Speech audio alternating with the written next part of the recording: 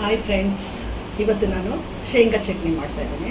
ಶೇಂಗಾವನ್ನು ಒಂದು ಕಪ್ಪಷ್ಟು ಶೇಂಗಾಕ್ಕೆ 1 ಟೀ ಸ್ಪೂನಷ್ಟು ಜೀರಿಗೆ ಹಾಕಿ ಹುರ್ಕೊಂಡಿದ್ದೀನಿ. ನಂತರ ಒಂದು ಸ್ವಲ್ಪ ಬೆಳ್ಳುಳ್ಳಿ, ಒಂದು ಸ್ವಲ್ಪ ಹಸಿಮೆಣಸಿಕಾಯಿ ಮತ್ತು ಕರಿಬೇವನ್ನು ಇದು ಸಹ ಹುರಿದಿರ್ತಕ್ಕಂಥದ್ದು. ಅದಕ್ಕೆ ಒಂದು ಸ್ವಲ್ಪ ಕೊತ್ತಂಬರಿ ಹಾಕಿ ಈಗ ಮಿಕ್ಸಿ ಮಾಡ್ಕೊಂತ ಶೇಂಗಾ ಮತ್ತು 1 ಟೀ ಸ್ಪೂನಷ್ಟು ಜೀರಿಗೆ. ಆನಂತರ ಇದು ಸಹಿತ ಸಿಪ್ಪೆ ತಕ್ಕೊಳ್ಳೋದಿಲ್ಲ, ಸಿಪ್ಪೆಯಲ್ಲಿ ತುಂಬ ನ್ಯೂಟ್ರಿಷನ್ಸ್ ಇರುತ್ತೆ. ಬೆಳ್ಳುಳ್ಳಿ, ಸ್ವಲ್ಪ ಕೊತ್ತಂಬರಿ, 2 ಹಸಿಮೆಣಸಿಕಾಯಿ ಮತ್ತು ಸ್ವಲ್ಪ ಕರಿಬೇವು, ರುಚಿಗೆ ತಕ್ಕಷ್ಟು ಉಪ್ಪು ಹಾಕ್ಕೊಳ್ಬೇಕು. ಇದು ತೋತಪುರಿ ಮಾವಿನಕಾಯಿ, ಇದನ್ನು ಸ್ವಲ್ಪ ಸ್ಕ್ರ್ಯಾಪ್ ಮಾಡ್ಕೊಳ್ಬೇಕು. ಮಾವಿನಕಾಯಿ ತುರಿ ಹಾಕ್ಕೊಳ್ಬೇಕು. ಈ ಶೇಂಗಾ ಚಟ್ನಿಗೆ ಒಂದು ಸ್ವಲ್ಪ ಮಾವಿನಕಾಯಿ ತುರಿ ಹಾಕ್ಕೊಳ್ತಕ್ಕಂಥದ್ದೇ ಒಂದು ವಿಶೇಷ.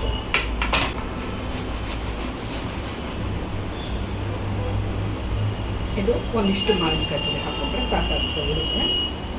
ಇದಿಷ್ಟು ಹಾಕಿ ಚೆನ್ನಾಗಿ ಗ್ರೈಂಡ್ ಮಾಡ್ಕೊಂಡು ಮಿಕ್ಸಿ ಮಾಡ್ಕೊಂಡಾಗಿದೆ. ಈಗ 1 ಟೀ ಸ್ಪೂನಷ್ಟು ಎಣ್ಣೆ ಹಾಕ್ಬಿಟ್ಟು ಒಗ್ಗರಣೆ ಹಾಕ್ಕೋಬೇಕು ಚಟ್ನಿಗೋಸ್ಕರ. ಒಂದು ಸ್ವಲ್ಪ ಸಾಸಿವೆ, ಚೂರು ಜೀರಿಗೆ, ಸಾಸಿವೆ ಜೀರಿಗೆ ಸಿಗುತ್ತೆ, ಸ್ವಲ್ಪ ಕರಿಬೇವು ಹಾಕ್ಬಿಟ್ಟು ಆನಂತರ ಒಂದು ಸ್ವಲ್ಪ ಹಿಂಗು ಹಾಕ್ಬಿಟ್ಟು ಅದಕ್ಕೆ ಸ್ವಲ್ಪ ಹಸಿ ಈರುಳ್ಳಿ ಸಣ್ಣದಾಗಿ ಕಟ್ ಮಾಡ್ಕೊಂಡು ಹಾಕೋಬೇಕು. ಆನಂತರ ಒಂದು ಸ್ವಲ್ಪ ಮಾವಿನ ತುರಿಯನ್ನು ಹಾಕೋಬೇಕು. ಆನಂತರ ಒಂದು ಸ್ವಲ್ಪ ಕೊತ್ತಂಬರಿ ಸೊಪ್ಪು, ಇದೆಲ್ಲವನ್ನು ಹಾಕ್ಕೊಂಡು ನಂತರ ಒಗ್ಗರಣೆ ಮಾಡಿರ್ತಕ್ಕಂಥದ್ದನ್ನು ಹಾಕೋಬೇಕು. ಮಿಕ್ಸ್ ಮಾಡಿ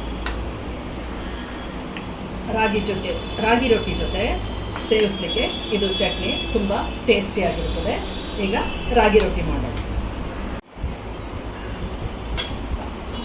ಈಗ ಇದು ರಾಗಿ ರೊಟ್ಟಿ ಹಾಕ್ಕೊಂಡಿದ್ದೀನಿ, ತಟ್ಕೊಂಡು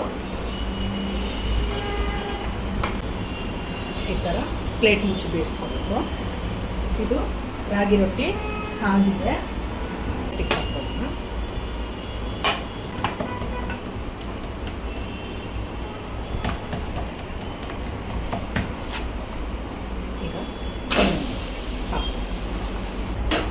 ಈಗ ಇದು ರಾಗಿ ರೊಟ್ಟಿ ಆಗಿದೆ.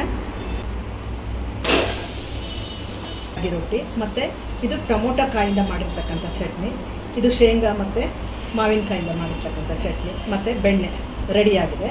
ಸೊ ನೀವು ಮನೇಲಿ ಒಮ್ಮೆ ಈ ಥರನಾಗಿ ಶೇಂಗಾ ಚಟ್ನಿಯನ್ನು ಮಾಡಿ ರಾಗಿ ರೊಟ್ಟಿ ಒಟ್ಟಿಗೆ ಸೇವಿಸಿ ನೋಡಿ. ಲೈಕ್ ಮಾಡಿ, ಶೇರ್ ಮಾಡಿ. Bye bye. Thank you.